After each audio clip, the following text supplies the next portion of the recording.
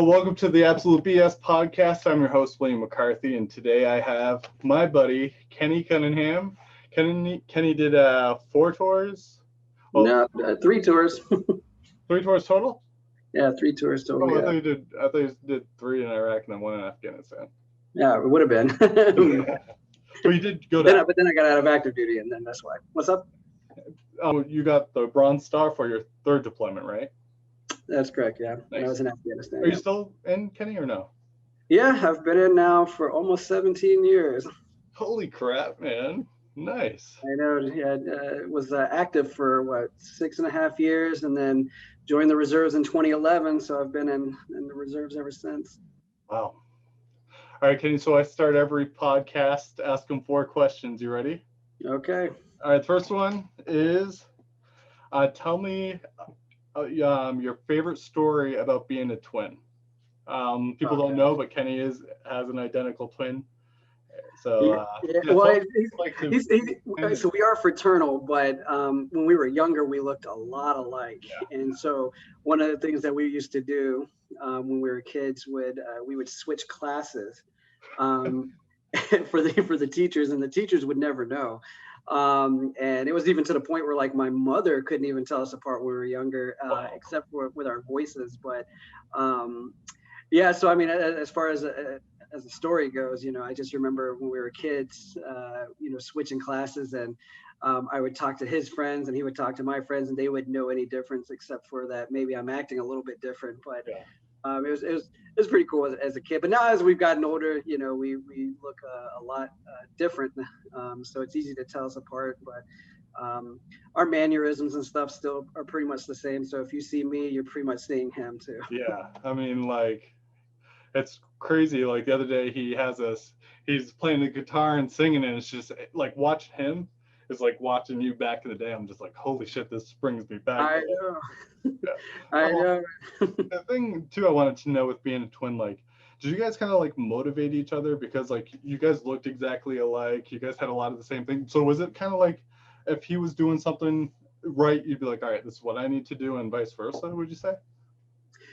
Yeah, so I mean, we try to motivate each other in many aspects. Even though we're twins, I am the older one by 16 minutes. So in a way, I am kind of like the older sibling here. So, I'm always trying to look out for him and, trying to make sure that he does the best that he can. Yeah.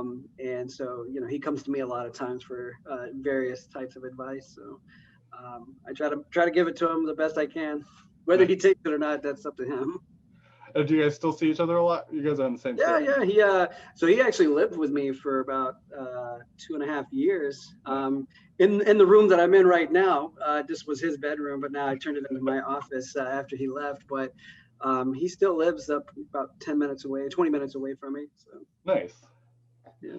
All right. Question number 2. If you had the choice to go back to either Iraq or Afghanistan, what would you choose and why? I would choose Afghanistan. Really? And what's really interesting is like, even though it's like a war zone and stuff is happening, one of the cool things is like, I would wake up and I would go outside and I would see the nature. And honestly, that puts me in a good mood if I when there was good weather and stuff. So, Afghanistan, which is a little bit different than Iraq, you experience all the seasons there. Yeah. So it's kind of cool, but it would be to the extreme. So it would be like extreme hot in the summertime. And then in the wintertime, it would be really cold and snowing, which wow. I was at the foothills of the Hindu Kush Mountains, mountain range, which was in the Parwan province. So I was about 20 kilometers northeast of Bagram Airfield, and wow. So it was kind of a remote outpost, very small, but I was able to. It was kind of like tiered the way that the base was set up. It was kind of tiered, so you could walk out and you could easily just see the mountains and everything. So it was really beautiful. So that to me was like my favorite part of being there. What was your favorite deployment? Oh man, I gotta thank you. So before you even answer that, so for people who didn't know, Kenny and I deployed once together, and then the second time Kenny pulled strings with the sergeant major to get me to work with him during our second deployment. So I can't thank you enough, because that second deployment was fucking Lots of fun. Well, actually, we deployed twice together. We just happened to be in two different platoons. Yeah, yeah. So we were doing two different things. So like was at what was it Camp Liberty? That first deployment. Yeah. So but the second deployment was pretty interesting too. A lot of ups and downs there. But I would have to say probably my second one, only because of the people that I was with. Even though it was a hell of a long deployment, it just seems like it would never end. But I mean, I guess there was, ups and downs about each of my deployments, and so like, my one to Afghanistan, like I said, instead of Iraq, where you're going outside and it's like mostly desert and, flat, again, being in Afghanistan and seeing the mountains, that motivated me more, may put me in a better mood, in the morning time, no matter what was going on, which there was a lot of stuff going on. So yeah.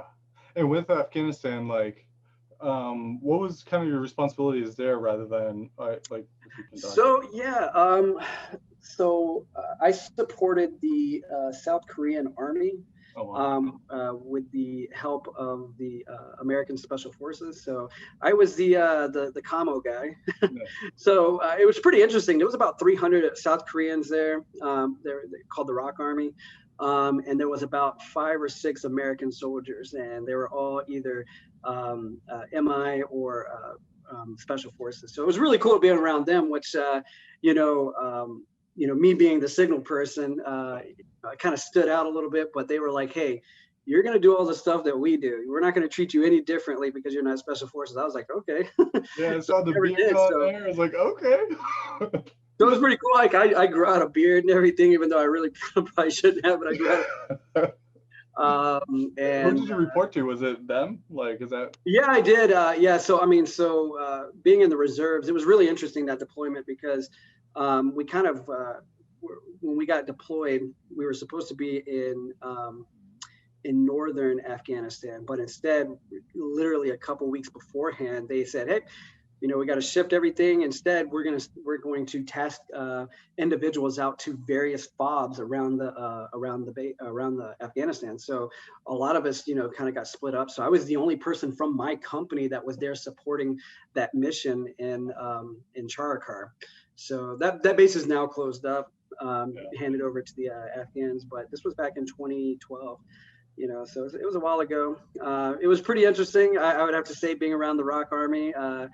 Even though you're in Afghanistan, honestly, it felt like I was in South Korea. Really? Because there was just, it was just, the majority of the people there were just South Korean. So they had a mess hall, and this is where I actually learned how to use chopsticks, because in the mess hall that they had, that's all they had was chopsticks and a spoon for the soup, and all you ate was rice, rice and kimchi.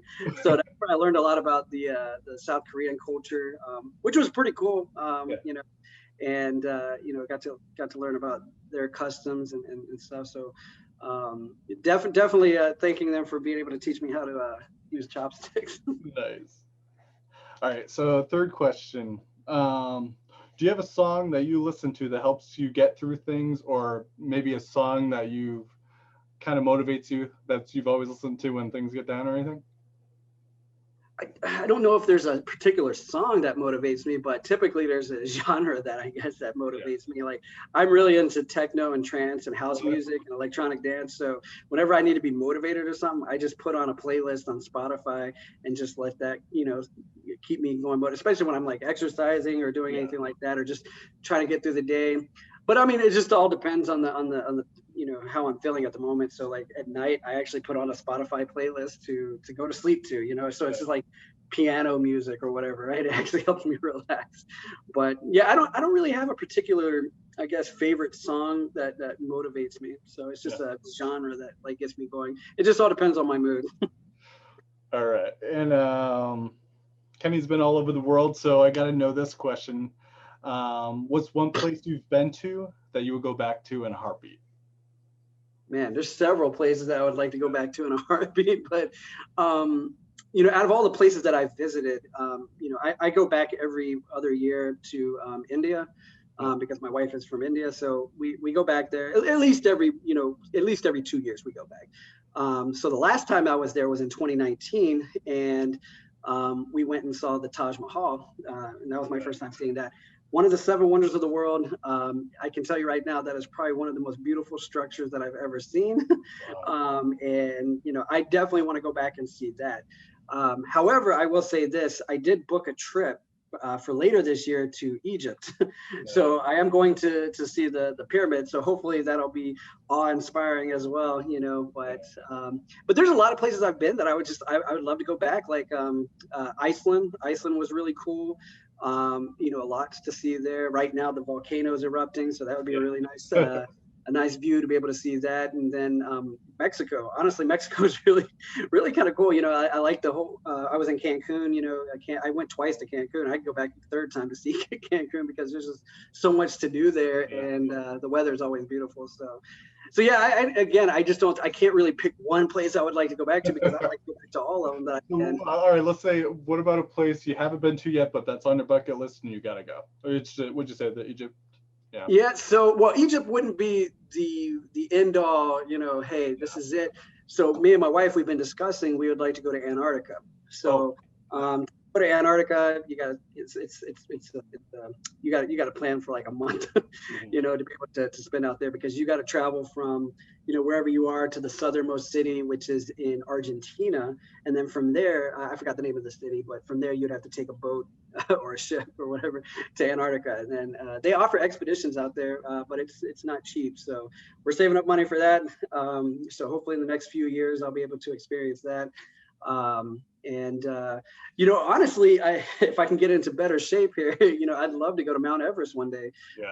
When I was in Ecuador, and I managed to climb one of their volcanoes there, which is Cotopaxi, which is one of the largest volcanoes in the world. And that was actually, even though it was really tiring, was actually pretty cool. So that kind of made me think, man, maybe I should try to get in better shape and try to hike some of these other more treacherous mountains. So volcano, Kilimanjaro. In Iceland? Was that in Iceland that you were talking about with that volcano? No, that was in Ecuador. Ecuador. Oh, okay, because the one I saw a video with you in Iceland climbing something. And no, that was Ecuador. Oh, that was Ecuador? Yeah. Because I was so high up, what looks to be like fog around me is actually the clouds. Oh. So it was really interesting being able to be a part of that, because you're looking at it and you're like, man, that's way up there. And then I hiked for about an hour to get up there, and I tell you what, that was tiring right there. Extremely tiring. All right, Kenny, well, I got a special guest for you. I'm going to go grab her or him real quick. It'll take me 2 seconds. Or him. We'll make it real quick. What's that? Wow. Conway, man, I haven't seen you in forever. Oh, am I in your seat? Oh, you're good. Sure. It's that gaming seat. I have a gaming seat too. What's up? I said I have a gaming up for the weekend. We're just watching the UFC fight tonight. That's right. I was like, you must live pretty close to each other then. What? Huh? You guys must live pretty close to each other. Yeah. I just moved to Massachusetts like 3 weeks ago. Is that pretty close to where you live then? No, yeah. It was about a 3.5 hour drive from New York. It's a 2 hour drive now, if that. So. Yeah, if Billy would have given me enough time I would have came down the last time you guys went over, you and Darren, so that way I could have came too. They're coming up in August, right? I am coming up in August. Yeah. We'll see you in August then. Yeah, I know. And speaking about the UFC, did you ever hear about mine and Cunningham's UFC story? No. All right. You remember this, Kenny, when you might have to fighters came to? Oh yeah, the Jorge Rivera and. Who are some of the ones? Came Joe Lauzon, and he. Yeah. And where was this? This was during our second deployment. I love UFC, so I was like, I wanted someone to come with me, right? And I asked Kenny.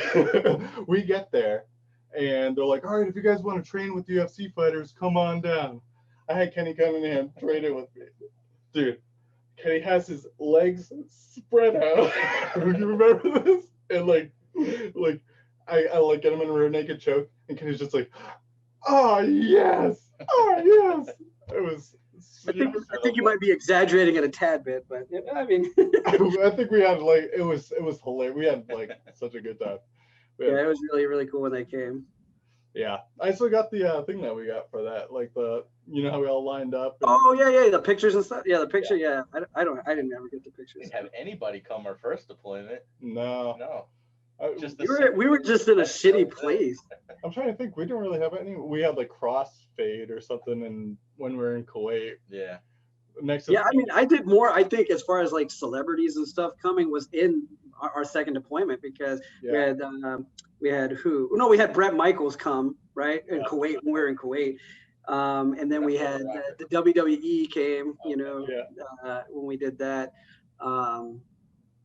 But even my Ja Rule, and like everyone was wearing their PTs, wearing the PT belts and shit, and they're like throwing money at like people wearing fucking like PTs. Like what the fuck?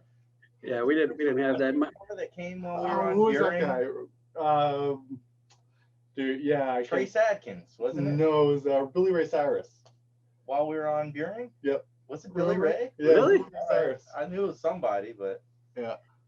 Yeah, I probably wouldn't want to go see him. Did anyone go to Afghanistan, Kenny, when you were there? Man, let me tell you how it was. There was probably a lot of people, but I was not on the main base. I was, like I said, I was in a small little outpost. I barely had food there. Like I'd have to literally either convoy or fly in a helicopter to get back to the base to even get toiletry items. So I would do that like once a month where we'd fly back and, I'd get some toiletries and some snacks and stuff. And if there was a convoy that came through, they would drop some stuff off, which was kind of cool.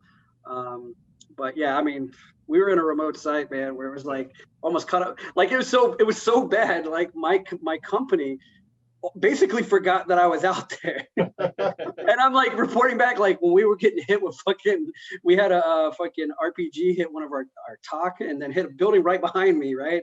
And like I'm sitting there trying to report this shit up like the next day because it was at night, so I wasn't gonna report anything at night. And they were like, oh, okay. And I'm like, what the fuck? They're like, oh, okay, yeah, thanks. We'll just go ahead and mark that down. I'm like, what the fuck, man? Like the building behind in here, man. Yeah. So I was just like, okay, and then like we'd do like a weekly call and everything. And then like at the end, I'd have to speak up because they'd forget about me. I'd be like, and this is Sergeant Cunningham here at the Rock Army. We're good. Oh, okay. Yeah. Thanks, Sergeant. That'd be it. So well, I still got Conway here. Conway, do you got a good Cunningham story that you can think of off the top of your head? Probably when we first met. And then 2 weeks later we had a PT test. And do you remember near the motor pool, that little building? It was like the AFN radio network building. Yeah. Was this like our first PT test? Very first PT test. Yeah. It was like snowing or some shit. It was really. Nobody knew each other. We were all just kind of, unless you would come over on the plane with somebody from training, we were all feeling each other out. Because remember, there was like 22 of us that were brand new. Yeah, man, it was a lot of us. And the first PT test was to go around that building like 6 times. And that was supposed to be 2 miles. And that was the first time I ever met Cunningham. And we were like running stride by stride, like, hey, what's up, Cunningham? Hey, Conway, this and that, and just kind of chit-chatting. And then finally they're like, by the time it was the 5th lap we just hit, and it was one more lap, I was just like, all right, see you later. And I just started zooming. He goes, oh my God, where the hell are you going? And then I just remember I got there, and then like 30 seconds later, he comes back and he's like, what the hell, man? I was just like, oh, we're gonna run this whole thing together. It's like, nah, man, I gotta get a good time. I'm older than you, remember? Yeah. Even then, I was like, it's funny because like you try to do a PT test now. I'm like fucked when it comes to PT right now. But like back in the day, back when we first started, man, like you were 18 and I was 27. I was just like, I gotta smoke these little dudes, these young guys, and show them what's up. I know, right? Yeah. He came in once. He already signed up for once before we came in. But no, I remember, yeah. When I first got to Germany, it was already 6 years from my first enlistment. I enlisted in '98, August '98, and we got to Germany October 05? Yeah, so I had it was October 04, wasn't it? Oh, 04. Yeah, okay. So because we just had gotten out of AIT. Yeah, and it was like it was November. It was November, man. November? Yeah, but it was 04 though. Yeah, it was 04, yeah. I'll just go with what you guys say. Well, that's when I met Cunningham, though. I was just like, all right, good running partners. See you the hell later. See, I've always hung out with like the funny guys, the motivated funny guys. Like if you took the Army too serious, I was not like. Well, you guys were in the fun platoon. Yeah. I got put in the serious platoon, Sergeant Or Johnson. are you talking about first platoon or second platoon? First platoon. I got put in Roscoe P. Johnson. It was the no fun zone, and all the new people, they split it up like all, like 5 would go to first platoon. The rest of you guys who all know each other would go to second platoon. And I was just I had Sergeant McFarland. She was my team leader. That guy. I hated first platoon. Hated it. I actually like second platoon. Wait a minute, Billy, you were in first platoon. Yeah. Yeah. Like I had Carlos and Heather and all them, and that was pretty fun. I'm glad I got put into the second platoon. It was a lot better. A lot better. And I mean, as Sergeant McFarland or Heather, she was a great team chief. So I guess I didn't have really bad leadership.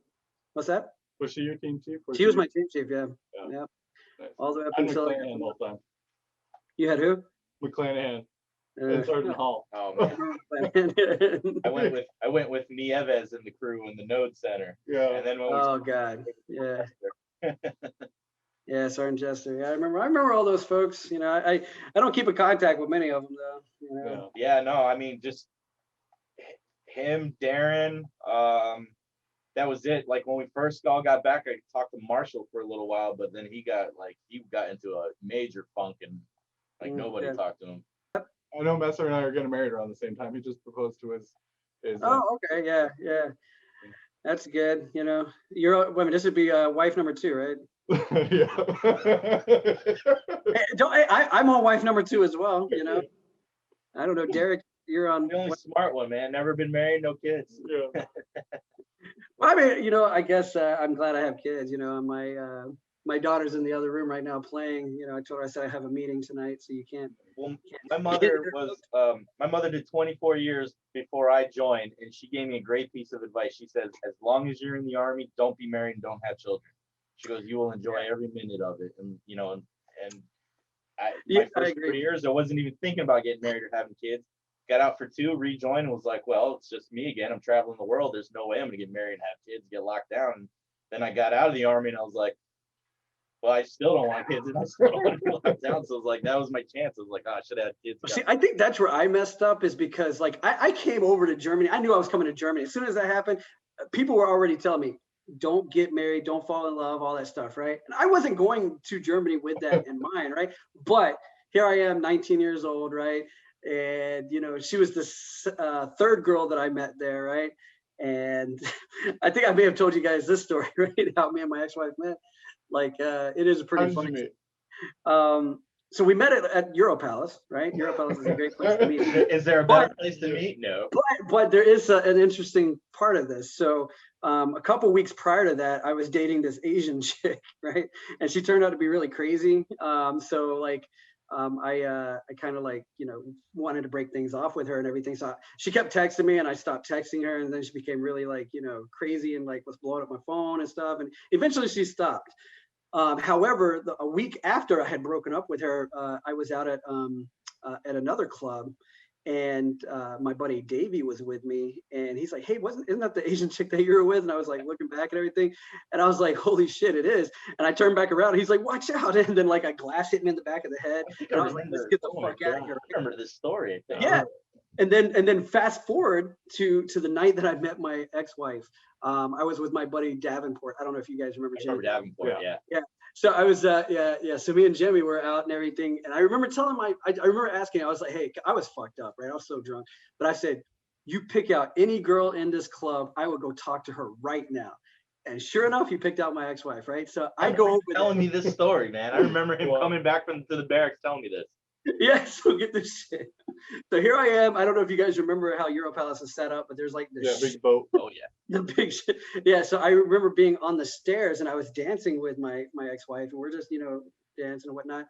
And then out of nowhere, the Asian chick comes and starts punching me in the face and everything, saying, I want my money back. I want my money back. Well, the reason why she wants her money back is because she had invited me over right before I stopped talking to her. And I told her, I said, I don't have money for a taxi. I was trying to tell her I didn't want to come and see her, but she was like, I'll pay and I'll cook you food. So I was like, okay, fine. And then right when I was leaving that morning, right, to go back to the base, she's like, I'll see you Friday and you can give me the rest of my change back from the money. She gave me 50 euros, right? And so I said, yeah, whatever. And so I get back to the base, and I was like, I'm not talking to this bitch anymore. So basically, yeah, so she wanted her money back. And so luckily my ex-wife was like, because the bouncers came up to me, thought I did something, right? So they grabbed her arms and everything, and they kind of moved her away. And then the bouncers are on me and everything. And luckily my ex-wife was like, he didn't do anything. He was just here, and she started punching him. So they like took her away and everything. And of course, now I have to explain to my ex-wife, hey, this is some crazy girl. Don't mind her, or whatever. Right? So that laid a great foundation, for our relationship. So Kenny, how did you meet your wife now? Your current? Oh yeah, so plenty of fish. Okay. And so like, Yeah, I wasn't even trying to like. Teresa. But see, I wasn't even trying to like find somebody to like have a relationship with, because I had just got out of active duty Army, and I started college and everything. So I'm just going to focus on school and whatnot. But then, I guess me and her both didn't have any intention on, making it a relationship. But, eventually we just kept hanging out with each other. And then, it just, I guess it just progressed, naturally. You've been married how long now, Kenny? It will be 10 years in May. That's awesome, man. What's the secret, man? The secret, it's communication, No, I don't know. It's just, me and her, we get each other. I guess once you learn how to, navigate each other, then it becomes a lot easier to tolerate. We have our ups and downs and everything, but we at least try to stay focused on, the end game, which for us is to be able to retire early, go and travel as much as we can. And then obviously raise our daughter, to be a good person, So that's kind of like our main goal, what we do, But yeah, I mean, it's 10 years, and 10 years went by so damn quick, man. It just seems like yesterday, right? I was just getting out of active duty and starting college, and here we are. All right. So Kenny, before you joined the Army, I know you were from Georgia, but have you lived anywhere else besides Georgia? Nope, I'm Georgia, born and raised, Metro Atlanta area, and then joined the military, and then got to see a lot of different places. Nice. Which leads me to my next question: is why did you join the Army? Yeah, so I came basically from nothing, right? I had really nothing to go on, and it was a struggle. And so one of the ways that I saw that I could get a college education was to join the military. And so that was what was my driving force, at least, was to get an education. Obviously, I told myself I was going to do 4 years and then get out and go to school. But then obviously I stayed a little bit longer than I had expected. So. Now, are you the first in your family to join? If you have Yeah. So I joined, and then a year later, my brother joined the military. He didn't stay in very long, but we were the only ones who joined the military. How long did he join the Army too? Nope, he joined the Navy. Oh, okay. All right. So I know I'm like jumping all over the place, but I really wanted to cover this too. I know you're a cancer survivor. So my first question about that is go thinking back to when that all went down. How did you find out? What exactly? So that was it was a really weird period. So I was actually taking a shower. I got out and I was drying myself off, and then I felt something down there, and I was like, okay, well, my mind immediately jumped to it's cancer, right? But I was like, okay, I'm gonna give it some time. So I actually waited about almost a week, and it didn't go away. And did it get progressively hurt? Did it progressively hurt more? No, so actually it didn't really hurt much. So I had like this dull ache in my groin area, kind of like if you've been nut tapped, right? You get nut tapped and you get this like dull ache afterwards, right? So it kind of felt like that, and it just wouldn't go away. But as far as like actual like sharp pains or something like that, it didn't have that. It was a hard mass, and so of course I'm sitting there, WebMD, Googling stuff. What are the telltale signs? The worst of the worst is probably popping up. Right. But I mean, so basically I was hitting every symptom, and I was like, oh man. Yeah. So I was like, I remember going to work one day, and I just told my coworker, I said, dude, I think I have testicular cancer. And he's like, oh yeah. So then I went to go get a physical, just because that was the first step. So I went and got my physical, And my physician was like, yeah, it's definitely a hard mass. So you're going to need to go and get an ultrasound done. So I said, okay. So Not to cut you same off, day- Kenny, but I just wanted to know, what was it like the first time when it was confirmed? You know what I'm saying? well, Like, I was gonna get to that. Yeah. oh, So, sorry. so so this is what happened. So he says, hey, it's definitely a mass, so you need to go get an ultrasound completed on it to get some more confirmation of what it is. So so he sent me to a hospital. So I went and got the ultrasound completed, and that weekend, I use this app called My Chart, right? So that weekend, they posted the results of that, and it came up as calcified mass, a calcified mass. So nothing in there that says tumor or cancer, nothing like that. So I was like, okay, calcified mass may mean nothing then. I don't know, right? So here I am, ignorant because I don't know anything about cancer or anything. So I said, okay, well, it's maybe it's nothing. So then my physician said, hey, I have a urologist that you need to go and see. I can refer you to her, and she's really good. So I said, okay, yeah, sure. So I set up an appointment. Almost about a week after this, I went and visited her, and she's looking through my paperwork and everything, and so she just nonchalantly says, "So you have cancer," and so I said, "Okay." So the first thing that came out of my mouth after that was, how do we take care of this? So she's like, okay, so we have to schedule a surgery. So basically what they had to do is a procedure called a radical orchiectomy, which was basically remove my testicle so they can do a biopsy on it. So a lot of people think, oh, you can just slice down the scrotum and then pull out the testicle and then test it that way. Actually, that makes it worse, and it could spread. So what they do is they go in through what they call the inguinal canal, which is like right in your inner thigh. And so what they did was went in and basically I was under, so it was surgery. So I was under. So when I woke up, I just had some stitches down there and one less ball. So anyways, after that, they said, okay, so we need to test it to see what type of testicular cancer. So that was one thing that was, I didn't know about either, that you had multiple types. So you have seminoma and you have non-seminoma. And you would think seminoma would be worse, but non-seminoma is actually the worst. Oh, wow. Now, between the two, is this talking also about like if it's environmental or genetic? Is that what you're going into? So no, so they don't. So of course, there's a lot of questions I ask, like, am I predispositioned to this type of stuff, or me going to Iraq or Afghanistan, have any type of being around radio equipment, or stuff like that. So these are things that they said that it's almost impossible to test for. So they don't know. It just comes out of nowhere. And so.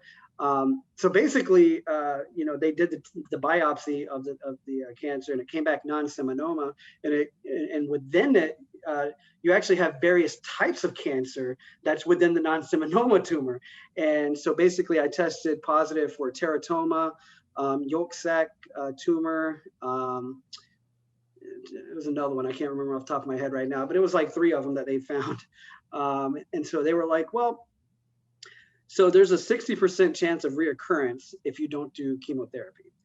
So I said, okay. So I had to weigh my options after that. And, I said, okay, let's go ahead with chemotherapy. So if you don't do chemotherapy, it's 60%. If you do chemotherapy, it's about 4 to 5% reoccurrence. So they said, the survivability of it is still about the same.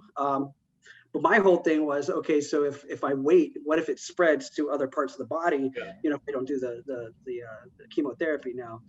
So I opted to do the chemotherapy, which was 1 round, which meant it was about a month long chemo regimen. And that right there was probably one of the hardest feelings to go through, because it was just, it's hard to explain, but it was almost like having the flu.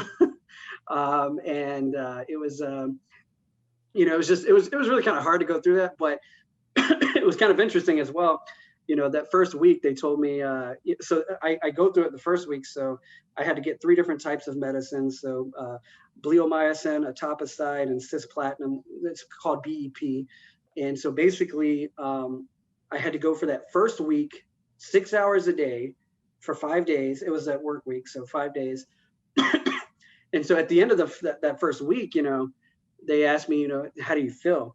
And I was like, well, you know, I feel kind of out of it, but I wasn't really sick. And they said, well, wait till the next couple of weeks because it gets progressively worse. So it's because you have to have time for the medicine to actually work. And so what it's doing is it's killing the bad, you know, white blood cells, but it's also killing the good white blood cells. That's why you end up feeling like crap afterwards. So they were, sure enough, they were right. And so the following weeks, I only had to go one time. Wow. It was every Monday, and I would only get one medicine for 20 minutes a day. So it wasn't bad as far as being there, but just the feeling, it was definitely getting worse. And so like my third week, on my birthday, August 16th, I was running 103 fever. And I called them up and I said, I don't know if this is because maybe I caught something, or, you know, they said, okay, well, you're running a high fever, you need to come in. And so I went and got a shower. And I'll never forget this. I'm sitting there taking a shower, and that's when the hair started to come out. So that was when I was like, well, happy birthday to me, right? My hair is just clumping out, man. I was sitting there washing my hair. So then, I went back and they said it was the medicine. And so after that, all my hair, went away. I had to, it was actually coming out in clumps, so it looked really like spotty.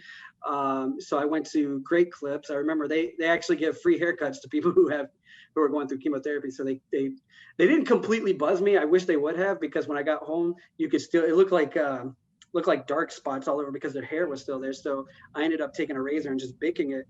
And it took about a month and a half for my hair to come back. So the hair on my head went first. What's that? Did you lose your eyebrows too? No, so I lost the hair on my head. I lost my beard. I lost my hair, the leg hair. Everything else stayed. So thank God my eyebrows didn't go away. Yeah. But the beard was another one that was hard to come back. And once the hair comes back, it was really weird too. It felt like my hair felt like a peach, like the peach fuzz and everything. So it was like almost like baby hair coming back. So it was really an interesting time right there, you know. And so I have to go for a checkup I used to have to go every 3 months, and now I go every 6 months. So I actually have another checkup in May. But so far things have been okay, you know, as far as reoccurrence. So, you know, knocking on wood there. So who was your like badass support network during all this? Like who helped? Man, that was a tough one right there. I mean, so I will say this, my mother-in-law, who's in India, right? As soon as they found out that I had cancer, she got on a plane the next day from India and flew over. So it was really good to have her here, because she helped take care of me, you know. And my daughter at the time, you know, she was really young. She didn't really fully understand what was happening, but like I had to sleep in a separate bed, you know, and like going through chemotherapy, man, literally the only thing I did was I would go to the oncologist and get the treatment. And then I would come back home and I'd go right back to bed, because you just feel so drained and so tired and you know, feel sick, you know, nausea. So I didn't throw up, but I always felt nauseous. And I had chemo brain, which is like this fog. Like I could not concentrate on anything. Like I would try to watch TV and I couldn't make out really what the hell was going on the TV, because I just couldn't focus. And so it was really good to have my mother-in-law here. She was really good. My brother, you know, he came and helped out. You know, he cut my grass and stuff when I couldn't cut the grass during that time. And my wife was there for the most part, you know. So it was I had a pretty good support network, I think. Yeah, it's tough too, because like being far away, like for me, when I found out, I was just like, I don't, and I'm sure a lot of your friends are the same way. We want to send support, but we don't want to like annoy you. It's hard, man. You know, I mean, and I get it too. And so this is the thing, like, I don't think anybody says, you know, oh, I think I'm going to get cancer, because no, I mean, to me, it was like I wasn't even thinking about this stuff, right? You know, I'm just sitting there, you know, minding my own business, trying to, you know, do my life and everything. And then you get that, you know, you hear those words, it's almost surreal, man, because you like cancer, you know. Wow. And then like, I tell you what was really like eye-opening is being in the room, you know, getting the treatment with other cancer patients. So each of us had our own different types of cancer, right? So a lot of the folks that I was with, they were elderly, you know, a lot of them, you know, especially the women there, they were getting, you know, they had breast cancer and stuff. So they had a little port right on their chest. And so I remember when I first got there the first day, I sat next to this one elderly gentleman, and he was like, he's like, "Is this your first day?" I was like, "Yeah, this is my first time," you know. And he's like, "Yeah, you know, who's your doctor?" And so I told him, I said, "It's Dr. Guru." And he's like, "Yeah, yeah, he was my doctor too. You know, I was supposed to die 7 years ago, and he helped prolong my life, you know, and I've been, you know, getting treatment ever since." Um, so yeah, it was kind of, you know, kind of eye opening being there with a lot of these folks, you know, who, you know, unfortunately, I don't think a lot of them made it, you know, because they typically will do chemotherapy all the way up until the end, you know. And so you know, one of the things that I said, I don't want to have to do chemotherapy again, man. It's hard to explain, but it was just like, you feel really, really, really bad. So, and did you, how mentally, like you said, you had cancer fog kind of, but like, Yeah. was there anything you like told yourself, or is there something that like you did different that you would say you could recommend to someone in your position, or just? I mean, it's just, I tell you what, you know, life is such an interesting thing, right? And so once you get these type of, like this type of diagnosis and stuff, and, you know, you hear the word cancer, you're like, you know, to me, I started to appreciate life more, you know, and so I kind of like, you know, I started traveling more after I got the cancer diagnosis, man. I was like, I'm going to live my life. I'm going to go do stuff, you know, because life is short, man. And, you know, you get these types of diagnosis and stuff. And it really, at that time, you start thinking, oh, man, life really is short, you know? And so that's, you know, it shouldn't be, you know, that you get some of this type of eye-opening news to make your life seem like it matters. And then you have to, you know, start living. You should start living every day, you know, as best you can, right? But like, you know, if I had any advice for people who would ever be in this situation, is just you know, honestly, just kind of keep your head up and everything, because it'll eventually get better, or you know, it could get worse. So I mean, you just got to try to stay positive, man, and even in the hardest of times. And that's what I had to do. I was having to stay positive, even when some days, man, were just like I didn't want to get up, man. Like I was just like, fuck it. There was days where I was just like, fuck it. But I knew I had to get up. I knew I had to do it, you know, and, you know, so here I am today. So, you know, so, but, you know, it's kind of interesting too, because, you know, Ronaldo Martinez, right. He had cancer, and he had non-Hodgkin's lymphoma. So me and him were able to talk about, you know, our experiences, you know, going through chemo and stuff like that. So it is pretty good to have somebody who you know you can talk to who's been through it, right? Yeah. And unfortunately, I didn't know a lot of people who had cancer before, so I couldn't even ask for advice, or, you know. So I did join a Facebook group, and the Facebook group was actually really supportive. It was a testicular cancer Facebook group. So, you know, there's a lot of other things that I keep in the back of my head, you know, that could still happen, you know. And one of the things is that the cancer itself, the type of cancer it is, it's already a predicted trajectory if it goes up into your body. So it starts from your testicles, and then it goes up to your lymph nodes and your abdomen, then it goes to your lungs, and then it goes to your brain. So if I don't know if you remember, like Lance Armstrong, right? He was probably the most famous one that's gotten testicular cancer. Well, he never went and got it treated. And so because of that, the cancer had spread to his lungs and to his brain. Luckily, you know, he survived, you know, but when I first noticed it, like I said, I waited a week, and I was like, oh man, after they finally made that diagnosis, you know, I didn't know if it had spread anywhere else, but luckily I have to do CT scans, and those have been all negative as well. Because the next step would be, if they go to the lymph nodes, then I have to do what they call an RPLD, which is a retroperennial lymph node dissection, which they will remove the lymph nodes from my abdomen, which would be, it's really, look it up, RPLD. It's a hell of a damn operation. So I'm glad the way you described it too, because like when you picture someone who says like, hey, I got testicular cancer, and when I found out, my first thought process, it's like a stinging sensation in your balls. I didn't know it's just like a dull pain.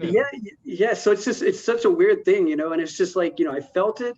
And so I know a lot of people, you know, and I was this way too, where I would be almost scared to look for that type of stuff, right?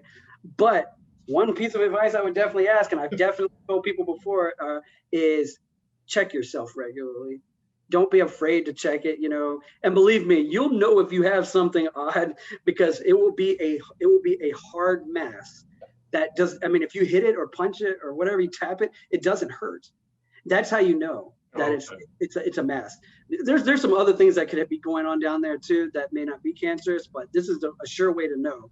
If it's got a mass on there, it's most likely going to be cancer. Now, one of the things I looked up too is like, this is one of the rarest cancers. Wow. But it is one of the highest among white males, 15 and 35. Wow. So I was 30 when I got it, right? So it was, yeah, again, it was just one of those, I couldn't believe it, right? That it happens, but, now that it's happened. Since having it, do you still have that outlook? Because, like, you're crushing life now, like you're. Yeah, I try to say, maintain a positive attitude, and so like for me, I'm trying not to let, testicular cancer or any of that stuff get in the way. But again, it was an eye-opening experience, which made me say, hey, I'm going to do the things I want to do. And so, especially when it comes to like traveling and going to see the places I want to see, experiencing different cultures, trying to be a good father, trying to be a good husband, all that stuff. So, I try to do all that. And then of course, I have personal goals that I try to achieve, one of them being, getting my PhD, which is, another thing that, it's really weird, but like I've been going to school since 2011.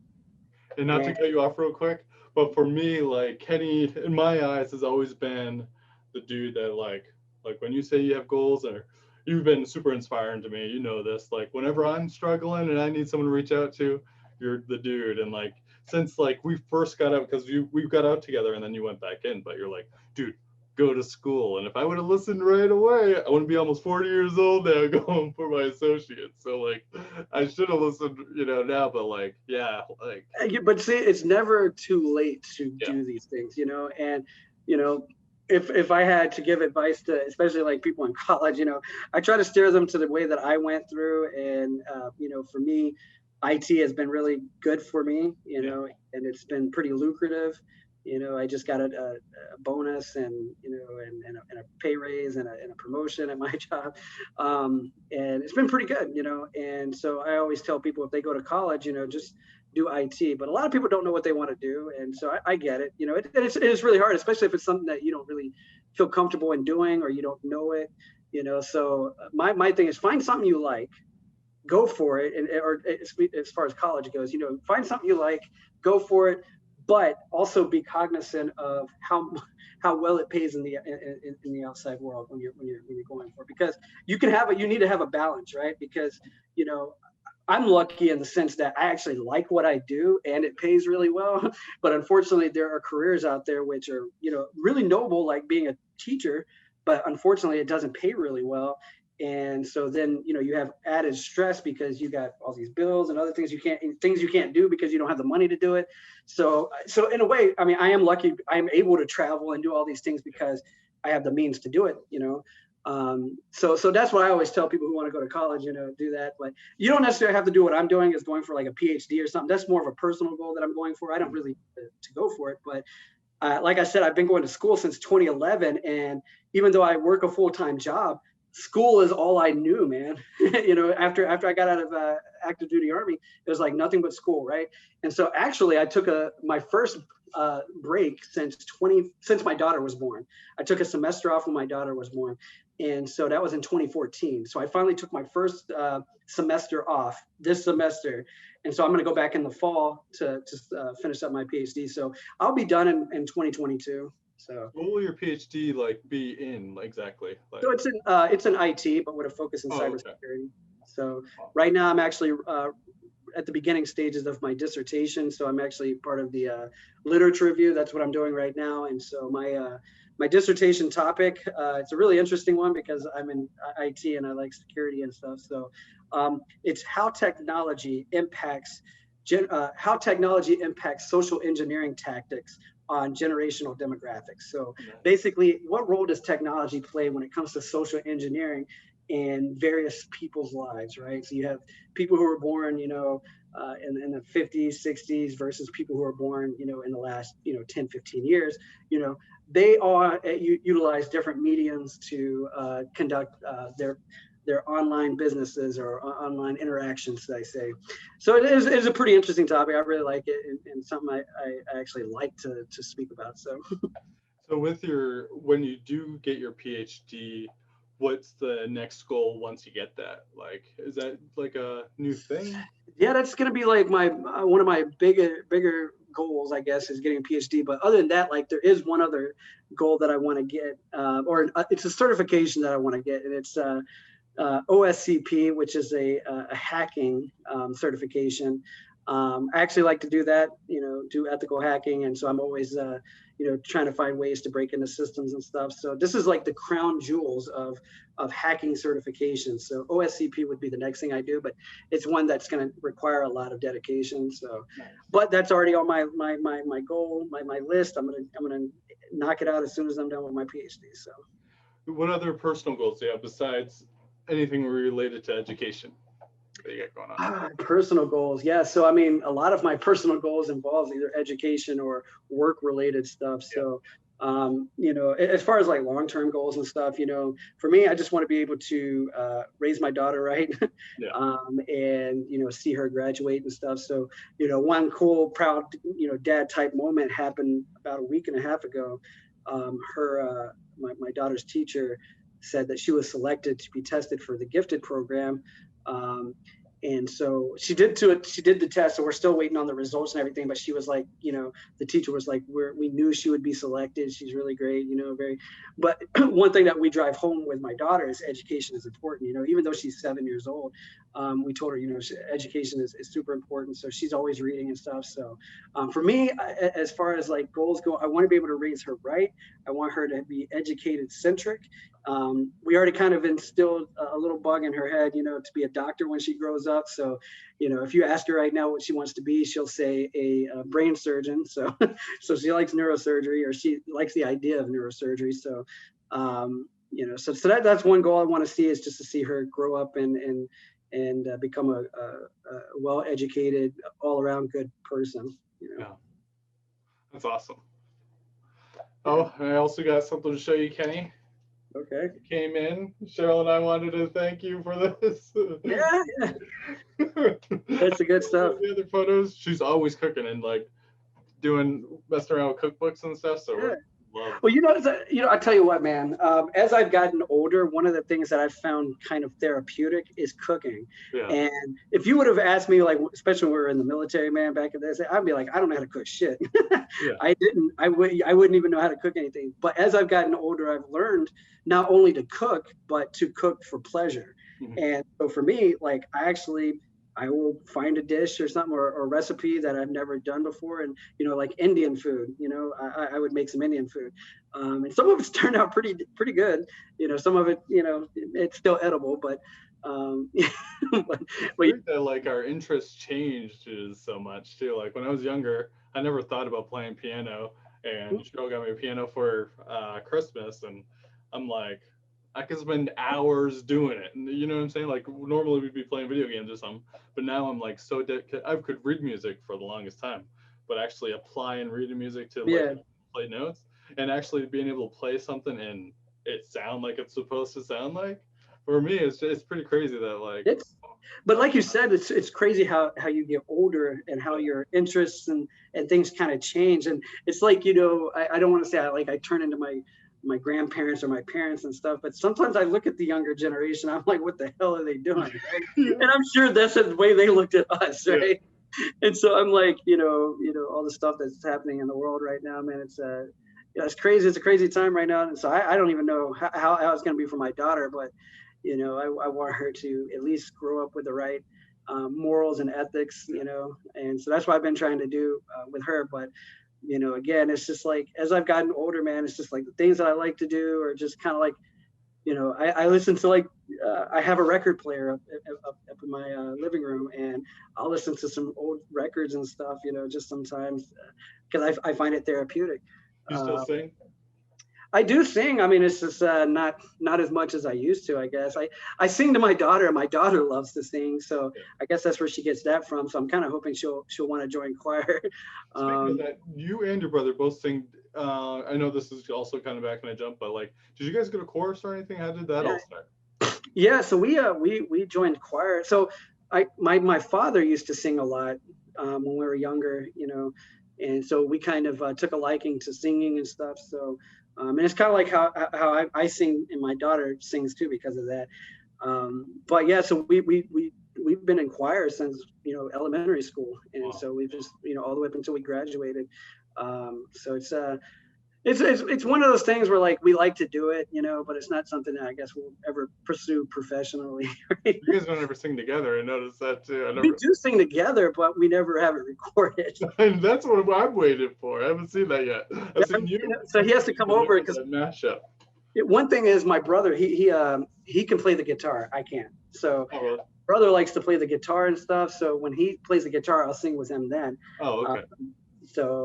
But yeah, I mean, it's just, you know, we have our own lives now, so it's not like we're together all the time and being able to do that. Although when he lived here with me, we'd sing sometimes. Nice. But yeah, I like to sing. I just most of the time now it's just in the shower. So No more singing about cleaning out the Connex or whatever. I remember that. I remember that, man. All Those the good times, man. things that we had to do back then. Like hilarious times in the army, like. And I'm glad, like, you know, Ibsen was able to like save some of the stuff, you know, and Yeah. be able to look back on it and whatnot. Well, I still got the recording you did with Ranj. It's on I have an external hard drive that. You mean when I was singing? Or yeah. So I have several of those songs. Yeah. You know, I still sing.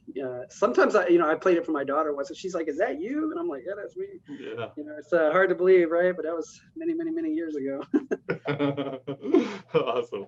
Well, Kenny, thank you for doing this with me, man. I can't, like I said, you ever need anything, I'm here for you, man. And I love you, brother. Thank you so much. Yeah, bro. I appreciate it, man. Definitely. Is this going to be like a weekly thing? What are you doing? Yeah, I'm trying to get at least, so Lemansky is going to be coming on here. He's given the go. I want to get, hopefully it'd be cool to get all the 141 guys on there and just kind of like, for me, it's important for like the everyday person to tell their story. Cause I think you can learn so much, you know what I'm saying? Me and you, Joker, we used to, a half our conversation when we talk is all like, hey man, something goofy, but it's kind of nice to actually get to know like real struggle that you've been through, and it's really inspiring to see. Yeah, I mean, and you know, again, it's you know, I don't know, maybe it's just my personality, you know.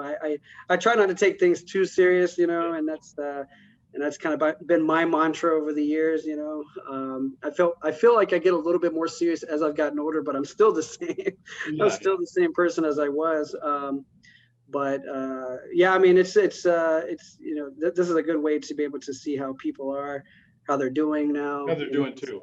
Yeah, definitely. Is that things have definitely changed for a lot of us since we were in 141, because that was almost 20 years ago, man, when we got there. So. It's crazy too. Like when we were in the army, like yeah, we had responsibility of when we were just E1, 3, 4. We just had to worry about ourselves, make sure we showed up on time, and then you get into the leadership position and you got to worry about yourself and the people below you. But ultimately, you just had that. When you go back into the civilian world, actually, you've been able to still handle both, which is crazy because, you know, you're still. Yeah, that's been a struggle too, man. To be honest with you, being able to do both.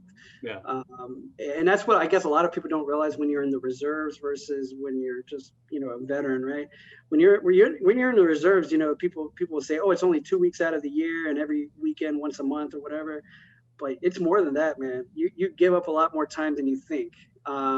So I'm actually, you know, going into the IAR to finish up the rest of my enlistment, nice. Which will be in 2023 when I finally get out. But you know, it's like I said, it has been a struggle to be able to do both. And how does it work with you being in like I assume you're in a pretty high position while maintaining like a crazy high position while going back into, you know what I'm saying? Because they have to let you do your normal job in the army, and then how does that all work? So, you know, I tell you what, man, and I don't know if this has been the same result for you. I like the military, you know, and I don't want to down the military, but I don't think it does a great job in preparing you to be a civilian again. Yeah. So, you know, you have to learn a lot of stuff, and unfortunately, I don't want to say it again like it's going to sound really bad, but there's a lot of dumb people in the military. There's a lot of dumb people in the military. And so I see that it's been a real hard transition for some of those folks who may have had it much easier in the military, because, the military has such this structure, right? Where, you know what you're doing, day in and day out, even though most of the time it's sitting around and waiting for stuff, right?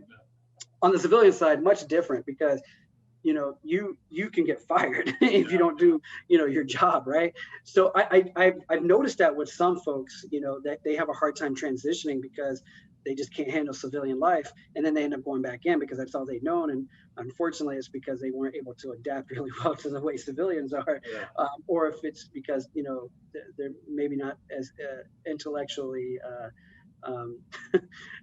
being able to handle that stuff.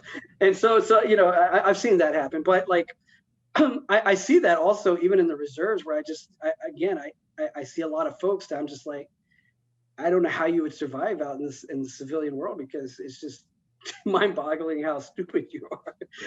And I know it sounds bad, but that's the way I've seen it, unfortunately. So I'm in a position now where I work for a military intelligence company in the reserves, and this is the first company I've been at where I feel like there's some smart people in there, right? But I'm also in a position where I don't really have much to do in the military intelligence because I'm signal. And so that's also been kind of challenging too. It's like, well, what do you do? I don't do a whole lot right now because I'm not in a signal company. I don't have a signal job. So so that's why one of the reasons why I'm going into to the IRR is just so I can focus mostly on my civilian career, which has been really good. I was promoted to manager, so I'm the manager of cybersecurity at my company, which I already report up to the CISO, which reports up to our CIO. So it's a pretty good hierarchy right now, and I actually feel like I'm making a difference in my company. Which has been really good, which, a lot of times I don't get that satisfaction in the military where you're making a difference. Let's just be fucking honest here, man.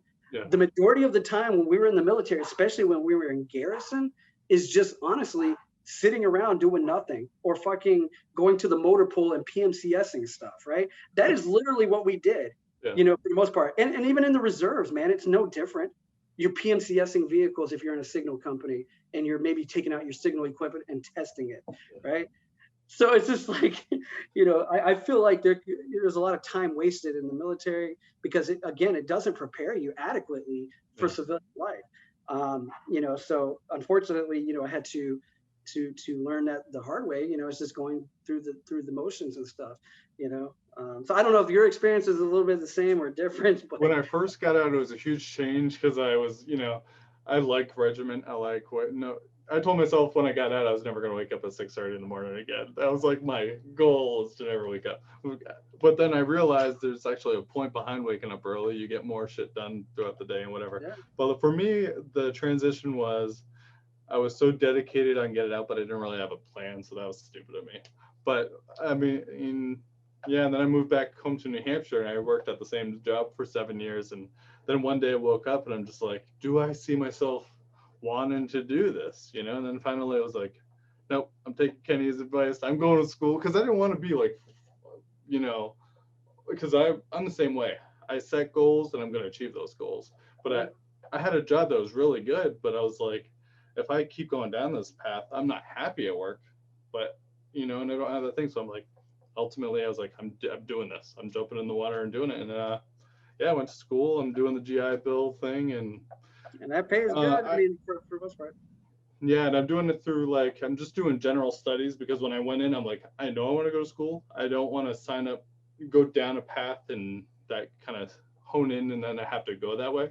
So yeah, I signed up for general studies, but now that I've done this, I am leaning towards either education or psychology, because I've worked with, people with really severe mental illness. So it's like, I have a lot of background in that. I mean, again, do what you love, like I said, but, also pick a career path that's going to be somewhat lucrative. So you got to look at the growth trajectory of these types of fields. And so that's what I would suggest, but I mean, again, it's all about what you want to do, but I also want all my people to be, you know, financially sound as well. And, you know, I look, especially like on Facebook, because that's where we keep up with most of the folks anyways, you know, I see a lot of people doing great things out there, you know, from our units and stuff. And that's what I like, you know, is people who get out and they actually are achieving stuff on the outside of the world, instead of, you know, I remember so many times when we were on active duty where like people got out and then came right back in because they didn't like civilian life or something like that. You know, and it always puzzled me because like, what about it couldn't you handle?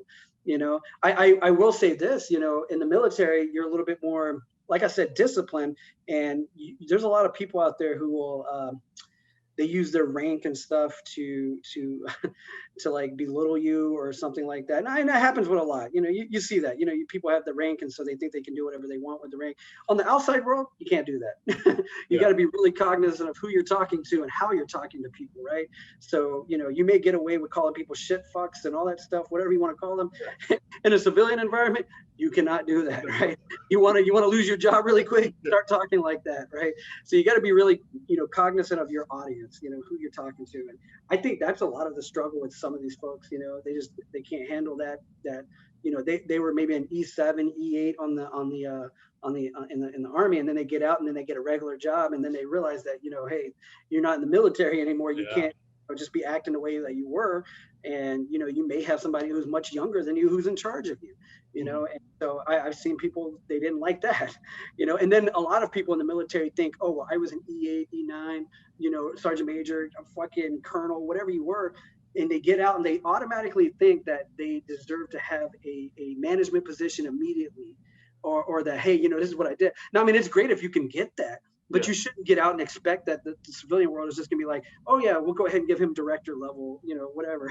It doesn't work like that, unfortunately, you know. And I do better from the bot. I'd much rather work my way up rather than, you know, being in a position that you're automatically at the top, higher up, and then you're just like, and then you're in charge of people who's been doing it forever, because then you got to deal with that, you know, that kind of thing, because then you're still trying to learn the new job and like manage. So that can be pretty difficult too. I was just, and I've seen this happen, man, where you've had people who got out who were higher ranking and couldn't handle it because now they're in I guess, you know, a lower position than they had expected. And so that's another thing, you know, for anybody who's transitioning out, don't automatically expect that you're going to get that type of position when you're on the outside world. You know, for me, I much prefer being a civilian than being in the military now. It's definitely more lucrative. You know, I make more money doing it. But also, you know, I'm able to, what I feel like, to actually create real change at a company. In the military, you know, honestly, I didn't feel like we created that much change, at least in the positions that I was in. You know, I felt like, you know, and I'm not saying maybe I did create change or on somebody, you know, but, you know, as a whole, I didn't feel like, you know, being an Iraqi interpreter guard really changed much for people, or, you know, running the BNOC or whatever, you know, really changed a lot, you know, like, what did I do, you know? I mean, there may be a few occasions where I was like, yeah, okay, that may have had an impact, but, you know, overall, I feel like, you know, being on the civilian side, you know, in again, at least in my experience, has been a more self-fulfilling experience. So that's awesome, man. Well, Kenny, I can't thank you enough, man. Thank you so much for being here. I know other people are going to get a lot from this who may just be transitioning out. They could still be in, and some people who are out could be like, oh, what's Kenny up to? And listen to this and be like, you know what? Maybe I can do this. Yeah, I mean, just got to put your mind to it, man. And like you stated before, you know, setting goals and stuff is very important. So again, anybody who's transitioning out of the military, you know, just got to keep that in mind. And again, I feel like the military needs to step up a little bit and prepare folks better for when they get out. You know, a lot of times it's like they would start late too. That's another thing I have an issue with, is like ACAP, right? You would start like a year out. Honestly, you really need to start preparing your stuff 2 to 3 years out. What is your plan once you're out of the military?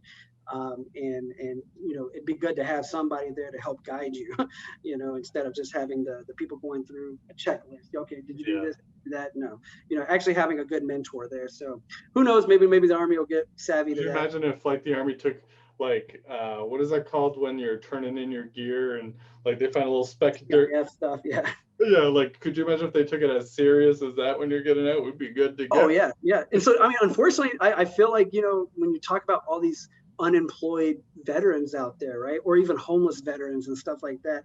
I felt like somebody failed them along the way, you know, as far as the leadership goes, especially when they got out, because, you know, the Army has, honestly, the Army has a responsibility to help these soldiers who are transitioning out be able to find employment, to be able to set them up for success on the outside of the world. They have an obligation to that. And I know there are programs out there and maybe other installations that would actually help, you know, transition these folks. But you know, one of the ones that it's not a military organization, but it's Home Depot, right? Home Depot has a really good veteran hiring program. And so I actually know several folks who transition into that, which was really cool, you know, so they were able to do that, but not every company's doing that, right? So, so it's unfortunate when I see like homeless veterans or unemployed veterans because of stuff like that, because they were just never properly guided. So, Yeah. All right. All right, bud. Thank you so much for doing this, Kenny. All right, man. I'll see you. Bye, bud.